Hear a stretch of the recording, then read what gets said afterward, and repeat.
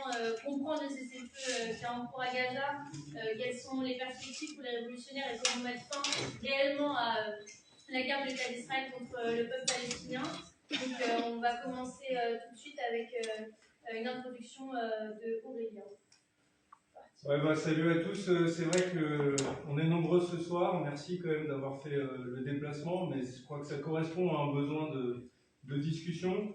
Vous savez peut-être que le NPAR est en plein congrès, puisque demain on entame 3 jours qui vont conclure des débats intensifs, mais il nous a semblé important, dans tous les cas, d'ouvrir ces discussions à tous nos milieux pour essayer de comprendre ce qui se passe en ce moment en Palestine. Alors je sais bien que je vois de nombreux jeunes dans la salle, je sais bien que dans les facs, mais aussi dans les lieux de travail, vous avez discuté, vous avez peut-être même étudié la question, vous êtes penché sur l'histoire, vous avez regardé, parce que depuis 15 mois, on vit quand même à ce rythme-là, dans les facs avec des mobilisations, et donc la possibilité de prendre part à quelque chose.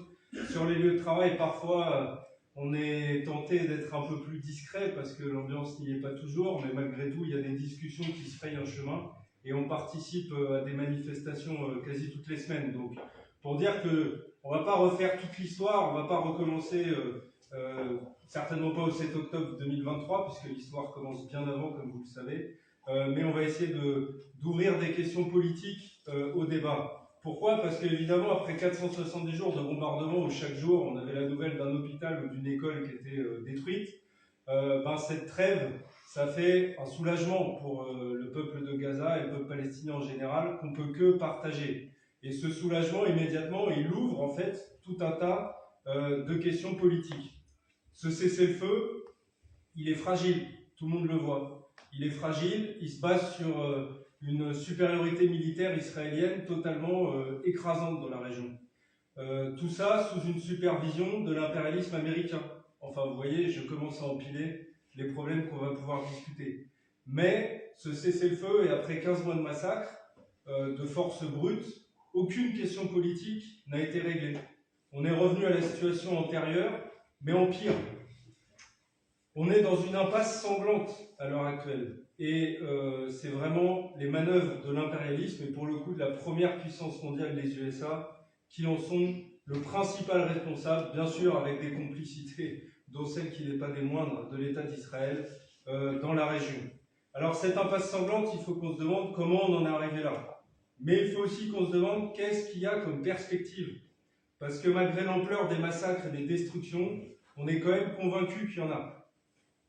Et on est convaincu d'un point de vue militant qui prend le parti de l'opprimé, vous le savez, donc ici bien sûr du peuple palestinien, mais aussi d'un point de vue internationaliste qui vise à l'union des travailleurs par-delà les frontières contre leurs exploiteurs.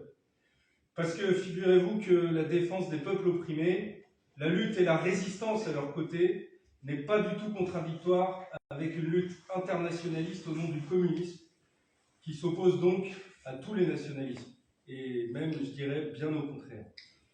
Alors, on a un déluge dans la presse ces derniers jours, on nous parle des otages, les échanges d'otages contre des prisonniers, etc.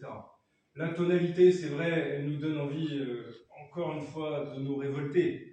Bon, on est habitué avec cette presse quand même qui a couvert la sale guerre d'Israël en soutien total ou hypocrite à l'État sioniste.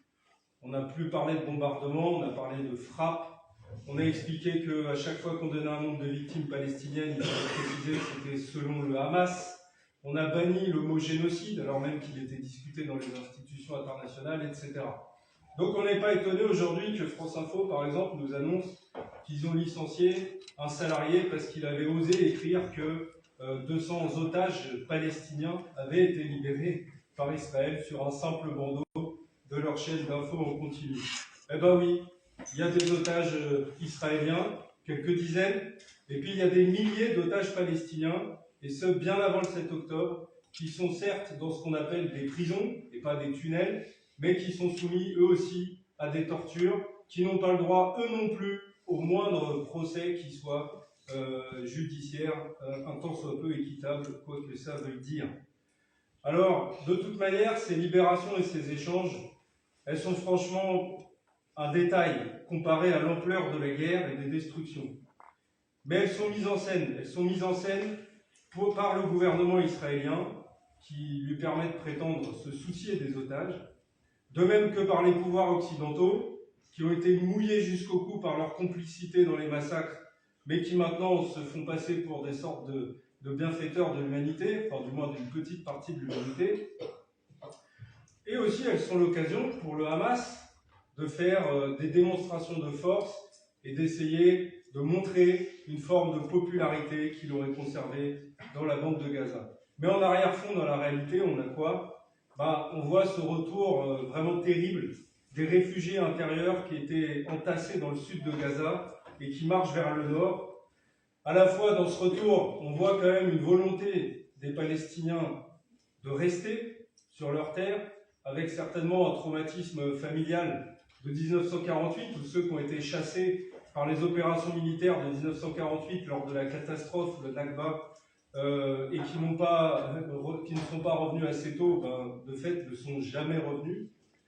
Mais aussi une forme d'abîme, quand on voit qu'ils découvrent ces familles palestiniennes des immeubles rasés.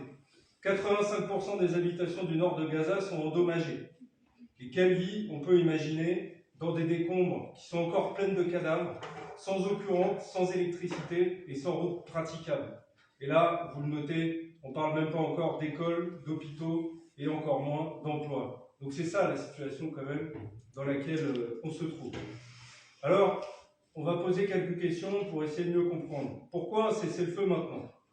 Cette question, elle vient du fait qu'un accord similaire à celui qui a été signé, je le rappelle, entre l'État israélien et le Hamas quand même, un accord similaire était sur la table depuis mai 2024, vous l'avez sûrement lu dans la presse. Il était même en fait discuté depuis décembre 2023, c'est-à-dire qu'il s'est écoulé un an de massacre génocidaire avant de revenir à la discussion préalable sur le dos des peuples. La proposition de mai 2024, elle avait été mise en avant par les USA, et elle est en réalité déjà très favorable à l'État d'Israël. Elle avait été acceptée officiellement par le Hamas dès juillet 2024. Et pourquoi pas mise en place? Parce que Israël a gagné du temps. Alors, vous allez lire beaucoup de choses sur Netanyahou qui misait sur Trump contre Biden. Il y a des choses qui sont possibles là-dedans. On n'est pas dans le secret des dieux, puisque les dieux, désormais, sont les oligarques, on a compris. On n'est pas dans le secret des dieux. Le timing est tout à fait éloquent d'avoir signé le cessez-le-feu à la veille de la passation de pouvoir. Et en tout cas, Netanyahou a peut-être calculé qu'il ne voulait pas faire le cadeau d'un cessez-le-feu à Biden pendant la campagne, ce qui donnait des chances peut-être supplémentaires à Biden contre Trump. Mais il ne faut pas croire par là que ce genre de détails de personnalité change quoi que ce soit à la politique menée par l'impérialisme le plus puissant du monde. Trump et Biden auront la même politique, surtout au Moyen-Orient. Non, Israël a gagné du temps depuis mai 2024 en déportant ses opérations vers le Liban. Et en fait, derrière le Liban et sa guerre contre les Hezbollah, il y avait des attaques pour affaiblir l'Iran. Parce que dans la région du Moyen-Orient, l'Iran est derrière lui, ou disons allié, pas forcément derrière lui, mais le Hezbollah, les Houthis, des milices chiites irakiennes et un certain type d'accord avec la dictature déchue de Bachar al-Assad. Israël a mené une guerre qui a affaibli la puissance régionale de l'Iran. Cette guerre, Israël l'a menée aussi pour ses propres intérêts, puisque le Hezbollah menaçait sa frontière au Liban Sud. Mais c'est une guerre qui a beaucoup intéressé l'impérialisme américain, qui est désormais en position de se demander est-ce que j'achève le régime iranien ou est-ce que je négocie avec lui en position de force. D'ailleurs, je le dis au passage, la seule raison pour laquelle ils hésitent, c'est que s'ils donnaient des coups trop forts au régime iranien, ce qu'ils craignent derrière, c'est une révolution populaire. Parce que l'Iran a montré le combat des femmes en Iran, le combat des ouvriers en Iran et des grandes usines en Iran qui peuvent tout à fait revenir sur le devant de la scène et aussi de manière politique. En tout cas, l'Iran a montré que derrière la dictature théocratique, il y a des aspirations populaires, et ça, l'impérialisme, à choisir l'un des deux mots, évidemment, il préférera toujours la dictature. Donc il est prudent. Alors, pour revenir quand même à Israël, en déplaçant donc le conflit. Alors aujourd'hui, Israël bénéficie d'un avantage militaire. Le Hezbollah et le Hamas sont affaiblis, Assad est tombé, l'Iran est retranché dans ses frontières et affaibli dans ses ambitions régionales.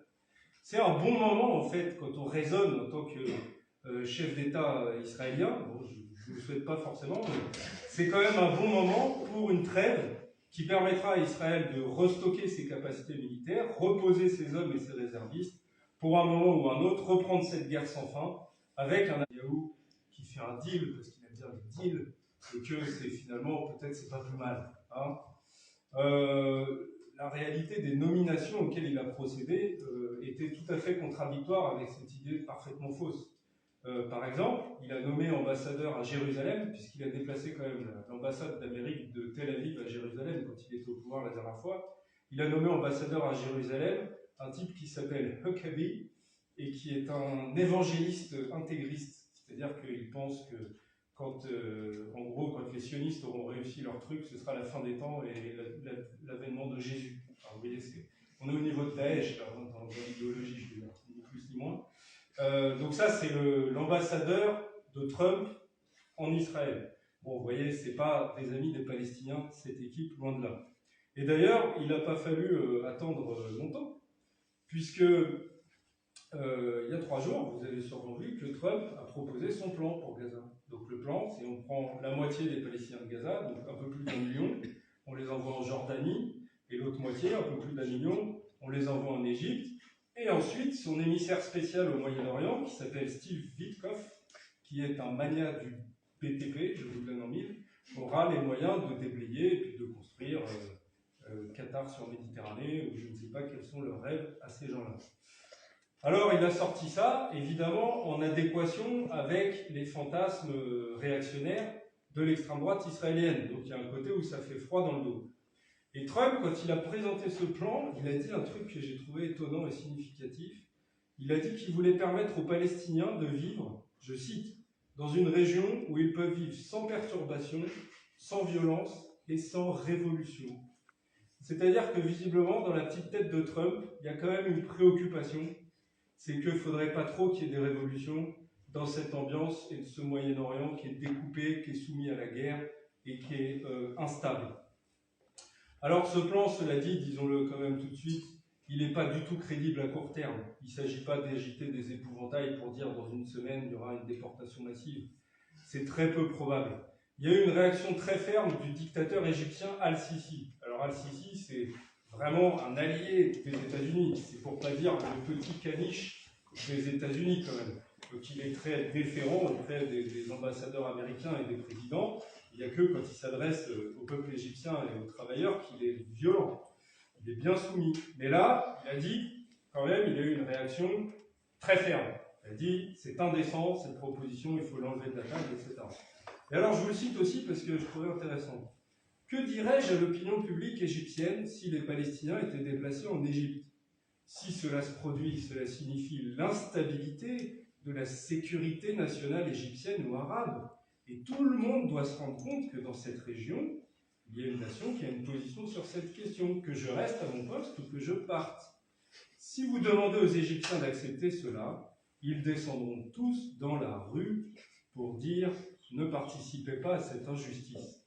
Et je pense que parfois, ces gens-là disent un peu la vérité, et qu'il y a une petite vérité derrière, c'est qu'effectivement, si Al-Sisi acceptait ce plan de déportation massive, de nettoyage ethnique des Palestiniens, il mettrait en danger la stabilité de sa dictature et de son État. En d'autres termes, ce n'est pas la déportation des Palestiniens qui le choque, mais le risque social et politique que ça fait courir pour sa dictature. Et ça, c'est quelque chose que les États-Unis, bien sûr, peuvent entendre. Alors, cela dit, c'est certainement pas la semaine prochaine qu'on va voir ça, mais à long terme, c'est quand même un plan qui n'est pas si peu crédible que ça. C'est le plan du pourrissement. C'est le plan avoué de l'extrême droite israélienne. On va rendre la vie totalement impossible aux Palestiniens et ils vont peut-être se résoudre à partir par les biais de la migration, comme il y a beaucoup de jeunes d'Afrique qui fuient le continent pauvre pour rejoindre l'Europe. Alors ça, c'est le plan de l'extrême droite au gouvernement, comme Smotrich, ou son ami Ben Gvir, qui vient juste d'en démissionner, mais qui a annoncé qu'il pourrait revenir. Alors, pendant que les Palestiniens comptent leurs morts, eh bien, il y a des gens qui font des plans, je vous le cite aussi, de post-war governance. gouvernance d'après-guerre, qui font des plans dans leur dos. Ils les font au Qatar, ils les font au Caire, et ces gens qui font ces plans-là, c'est des Israéliens, des Saoudiens, des Américains. Parce que les 2 millions de Gazaouis, ils sont bien à Gaza, pour l'instant. Ils sont diminués, ils sont blessés, ils sont ramenés à l'âge de pierre, pour reprendre la déclaration de Rumsfeld, d'Amy Bush à propos de l'Irak, mais ils sont là. Ils sont quand même terrorisés, et j'emploie le mot à dessein dans le débat sur le terrorisme.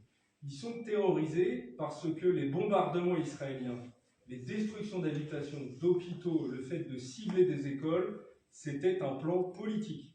C'était un message politique pour dire aux Palestiniens de Gaza qu'ils ne pourraient pas, qu'ils ne devraient pas se révolter. Ça s'appelle la terreur. Et d'ailleurs, il y a une interview très significative de Joe Biden, c'est une de ses dernières interviews, vous pouvez la regarder si vous parlez anglais, sur MSNBC, où il est interrogé par un journaliste. Il raconte au journaliste ses conversations avec son ami qu'il appelle Bibi. Bibi, c'est Netanyahou. Et il dit, mais écoute Bibi, ta stratégie du tapis de bombe, c'est trop brutal pour les civils. Et il explique la réponse de Bibi. Mais on comprend qu'il explique au journaliste qu'il a été quand même convaincu par la réponse de Bibi. Parce que Netanyahou lui répond, mais Joe, c'est exactement ce qu'ont fait les États-Unis à Dresde, à Hiroshima, à Nagasaki, etc., etc. C'est-à-dire que quand on s'apprête à remporter une guerre, qu'on a peur des réactions de la population du pays vaincu, effectivement, à la fin de la Deuxième Guerre mondiale, les impérialistes ont inventé cette technique de raser des populations civiles sans aucun objectif militaire pour éviter ce qui leur était arrivé à la fin de la Première Guerre mondiale, c'est-à-dire la révolution ouvrière. Donc, ils se rappellent, ces gens-là, de leur stratégie. Alors, cela dit, la terreur, elle a été administrée et bien administrée. Mais ça ne veut pas dire quand même que les Palestiniens soient condamnés à la passivité. Peut-être même loin de là. Alors, il faut, du point de vue israélien, il faut les gouverner. Est-ce que l'armée israélienne peut s'en charger? Un peu difficile, un peu délicat, un peu coûteux, un peu instable. Est-ce qu'on peut imaginer l'occupation d'une force arabe? Il paraît que les Saoudiens ou les Émirats arabes unis seraient proposés. Là aussi, quand même, un petit peu pas légitime. Est-ce qu'on peut mettre en avant un homme de paille palestinien? Alors, ils sont sortis des noms. Ce n'est pas les Palestiniens qui ont sorti des noms, hein, c'est vraiment les Américains. Par exemple, vous avez peut-être vu passer le nom de Dalan. Je prononce mal, mais c'est un Palestinien qui est anciennement de l'autorité palestinienne, très corrompu, tellement corrompu qu'il habite aujourd'hui aux Émirats arabes unis. En tout cas, il est probable que s'ils cherchent des Palestiniens pour gérer Gaza, ça retombe sur l'autorité palestinienne. L'autorité palestinienne, vous le savez, elle gère Gaza d'un côté et la Cisjordanie de l'autre. Elle est coupée en deux. D'un côté, c'est le Hamas qui gère Gaza. De l'autre côté, c'est ce qu'on appelle l'autorité palestinienne, derrière, disons, une fraction du Fatah de Mahmoud Abbas pour la Cisjordanie. Alors, cette autorité palestinienne de Mahmoud Abbas, elle s'est portée candidate au pouvoir à Gaza, la semaine dernière. Elle a mené une opération pour désarmer ce qu'elle appelle des combattants, c'est-à-dire des jeunes Palestiniens qui avaient pris les armes, dans le camp de Jenin, qui est un camp en Cisjordanie.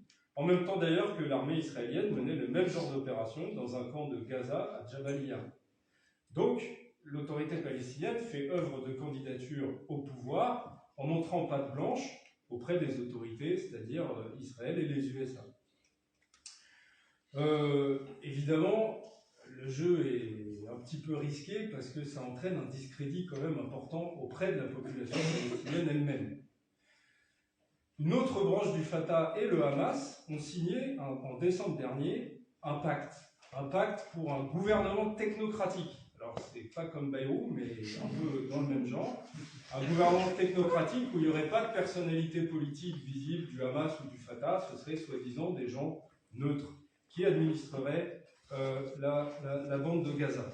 Et évidemment, maintenant que le cessez-le-feu est signé, à la fois le Fatah et à la fois le Hamas essayent de démontrer qu'ils sont les mieux à même d'être au pouvoir sur ce champ de ruines quand même. Alors, c'est ça la signification des démonstrations de force du Hamas lors des échanges d'otages, qui sont en fait des opérations de communication. De même que c'est de la communication de revendiquer en permanence et vraiment contre toute réalité possible, la victoire. On y reviendra peut-être dans le débat. Alors, est-ce qu'on est revenu à tout ça pour ça, d'une certaine manière? Parce que le Hamas, la démonstration qu'il fait, c'est qu'il continue à administrer Gaza, il continue à avoir la possibilité de faire la police. D'ailleurs, je ne sais pas si vous voyez, aujourd'hui, il y a eu un épisode assez significatif, en fait. Dans l'échange d'otages, ils ont lâché une otage israélienne, et en fait, Netanyahou a poussé un coup de gueule, parce que lors de la libération du transfert de cet otage, il y a une foule de Palestiniens de Gaza qui a secoué un peu les choses. Ils n'ont pas... voilà, l'otage a été libéré, mais ils ont montré leur mécontentement, ils ont secoué. On voyait que ça faisait peur à l'otage qui était transféré. Et Netanyahou a dit non, c'est pas possible. Si vous n'êtes pas capable de faire la police contre votre propre peuple, nous arrêtons le deal avec vous. Et on ne libère pas les 100 Palestiniens. Bon, finalement, le Hamas a dit on vous promet que les prochaines libérations se dérouleront dans le calme. Parce que c'est ça. Et ça donne un peu une idée du rôle auquel se propose de jouer le Hamas. Un rôle, en fait, de police derrière la domination de l'État et de l'armée d'Israël. Alors, tout ça pourquoi ce statu quo? C'est pas vraiment un statu quo, puisque c'est un statu quo empire. Tout ça pour que la guerre, elle se déplace maintenant vers la Cisjordanie. Et c'est là où les opérations sont extrêmement intensives. D'ailleurs, Smotrich a menacé de faire subir à la Cisjordanie palestinienne le sort de Gaza. Vous voyez là aussi l'emploi de la terreur auprès de populations civiles, les colonisations par les armes, les prises de maisons de Palestiniens par les armes, par des colons s'accélèrent, l'État le reconnaît. Aujourd'hui, entrée en vigueur l'interdiction de l'UNRWA, UNRWA, c'est l'Agence des Nations Unies pour les réfugiés palestiniens, qui est la principale force capable d'acheminer de l'aide humanitaire, que ce soit dans les territoires occupés de Cisjordanie ou à Gaza. Elle est donc interdite. Son siège a été saccagé par des extrémistes d'extrême droite israéliens aujourd'hui. Elle est interdite et ça va à l'appui d'un décret. Trump, vous savez, il a signé beaucoup de décrets. Il a signé un décret qui donnait la levée des sanctions contre les colons israéliens en Cisjordanie occupée, la levée des restrictions d'envoi d'armes à Israël. Bon, ça, on peut sourire parce que les restrictions ne devaient pas être très importantes. Mais surtout, il a signé un décret qui signifiait aux Nations Unies que les États-Unis étaient pour la fin de cette agence des réfugiés palestiniens aux Nations Unies. Donc il appuie complètement cette guerre qui se déplace vers la Cisjordanie. Alors cette situation, vous le voyez, c'est vraiment une impasse sanglante pour le peuple palestinien avant toute chose, une impasse aussi pour tous les peuples de la région, et une impasse qui n'est à l'avantage que de l'impérialisme et de ses relais les plus directs. L'impérialisme américain, son relais Israël, son relais l'Égypte, son relais l'Arabie Saoudite. Mais on n'en reste pas au constat. Noir, c'est sûr, mais on est quand même dans une situation où c'est encore la révolution qui inquiète Trump et qui inquiète Al-Sisi. Malheureusement, c'est qu'elles ne parviennent pas à s'exprimer et à l'emporter. En tout cas, nous, c'est pour cette perspective qu'on milite. Et on a vu bien des fois dans l'histoire, quand même, un État surarmé qui a l'impression d'être surpuissant et invincible s'effondrer sous les coups de butoir des classes populaires. Alors, quelles sont nos perspectives pour y contribuer à notre petite échelle? C'est là qu'on va lancer quelques thèmes du débat, puis qu'on va laisser la parole. À notre avis, il y a quand même deux points d'appui principaux dans la situation. C'est la volonté toujours intacte, ou du moins pas complètement anéantie, c'est sûr, du peuple palestinien de revendiquer son existence et son pays et ses droits. Ça, c'est la première chose. C'est quand même vachement important, d'une certaine manière inspirant quand même, et ça donne de l'espoir. Et le deuxième point d'appui, c'est l'effondrement moral d'Israël et de tous ses alliés occidentaux, dont la France, aux yeux de la jeunesse du monde entier. Parce que si cet effondrement moral, qui a été longuement discuté, il tournait à la déroute politique, c'est pas encore le cas, hein. Vous pouvez être moralement failli et gouverner quand même. Sinon, vous ne pourrez pas gouverner. Mais si cet effondrement moral, il tournait à la déroute politique, alors vraiment tout redeviendrait possible. Car sans l'aide des grandes puissances, des USA, de la France, de l'Angleterre, etc., Israël ne pourrait pas autant semer la terreur, ou en tout cas serait plus fragile. Et ça, c'est les raisons de notre présence, de notre lutte, en solidarité internationaliste au peuple palestinien, ici bien sûr, et qui va continuer. Alors, pour laisser la place au débat, quelques questions politiques pour faire une petite liste en fait, parce qu'on ne va pas rentrer dans le détail, puis chacune, il faudrait mieux qu'on les discute ensemble plutôt que je vous fasse une présentation encore plus longue que ce qu'elle est déjà. Quelques questions politiques qui, à mon avis, sont revenues sur toutes les mobilisations auxquelles vous avez participé et sur lesquelles il faut échanger. Bon. La première, c'est la place du droit international. Je sais, vous allez rigoler. Bon. Dans la salle, on est assez convaincus que ce n'est pas de là que ça va venir. Mais en fait, on assiste à un mouvement un petit peu contradictoire. À la fois, vous avez la CPI, la CIJ, qui pour la première fois, en fait, depuis qu'elles sont fondées, s'intéressent à regarder le cas d'États qui sont les alliés de l'impérialisme, des impérialismes occidentaux dominants, en l'occurrence de l'État d'Israël. Donc à la fois symboliquement, c'est une portée, et à la fois en fait, ça démontre leur impuissance totale. C'est-à-dire que ces institutions, du moment qu'elles rendaient des jugements qui étaient en faveur des adversaires des États impérialistes, mais qu'elles rendent leur jugement, ça donnait un vernis humanitaire à tout ça. Mais alors quand elles sont tenues par les faits de dire une demi-vérité contre les États impérialistes ou leur soutien ou leurs alliés, alors là, elles sont discréditées et elles ne sont plus du tout capables de rien. Ça nous rappelle qu'en système capitaliste, il y a une seule loi qui vaille, c'est la loi du plus fort. C'est ça le droit international. On a eu aussi des discussions, je mets un peu dans le même état d'esprit, avec des soutiens du peuple palestinien qui sont très actifs dans les campagnes BDS, boycott des investissements, sanctions. Contrairement à la croyance dans le droit international, il y a un aspect militant dans ces campagnes qui rend la chose tout à fait plus sympathique et tout à fait plus abordable dans les discussions, et que d'une certaine manière, d'ailleurs, on soutient. Mais il faut se méfier qu'elle charrie un petit peu les mêmes illusions institutionnelles. L'illusion institutionnelle, c'est que d'obtenir par une forme de pression que des États vont se retourner dans leurs alliances impérialistes et mettre des sanctions, ou faire appliquer des sanctions, mais comment, mais par qui, à l'État d'Israël. Cela dit, c'est des pressions qui sont quand même bienvenues. En tout cas, il ne faut pas que ça nous fasse oublier que le boycott, si on veut, mais pas à condition d'imaginer que ça puisse remplacer d'autres formes de lutte. Par exemple, la manifestation politique dans la rue est une forme de rapport de force important qu'il faut maintenir. Il y en aurait une autre, mais elle est très théorique pour l'instant, c'est la grève. Parce que les armes qu'on envoie à Israël, elles sont produites, et c'est des travailleurs qui les produisent, et par tous les aspects, ou qui les transportent, ou qui les conçoivent, ou ce que vous voulez, en tout cas, c'est des travailleurs. Et par tous les aspects, ils auraient des moyens très fermes et très puissants d'empêcher qu'elles soient tout simplement acheminées. Et ça, c'est quand même autre chose en termes d'action politique et de débouchés possibles de conscience que le boycott. On a eu aussi tout un tas de discussions sur, autour du 7 octobre, le Hamas est-il terroriste?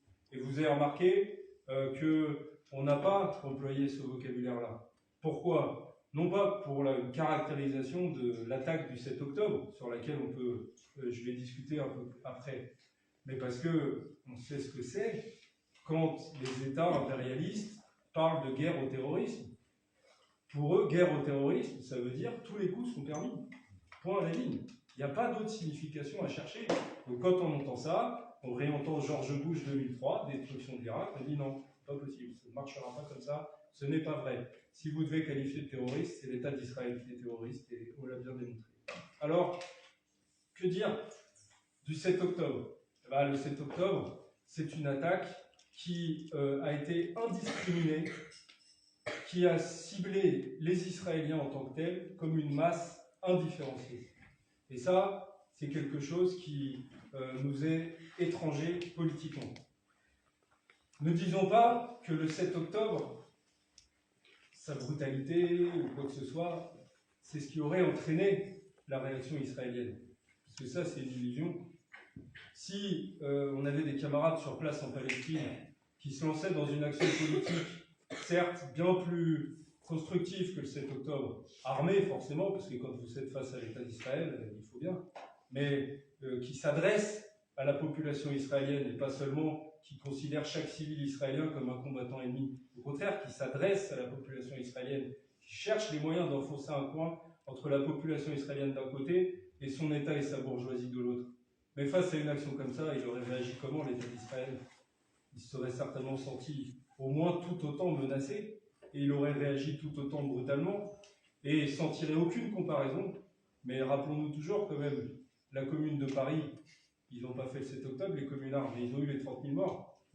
La bourgeoisie, elle est capable de ça, toujours. D'ailleurs, il semble que quand on voit à Gaza,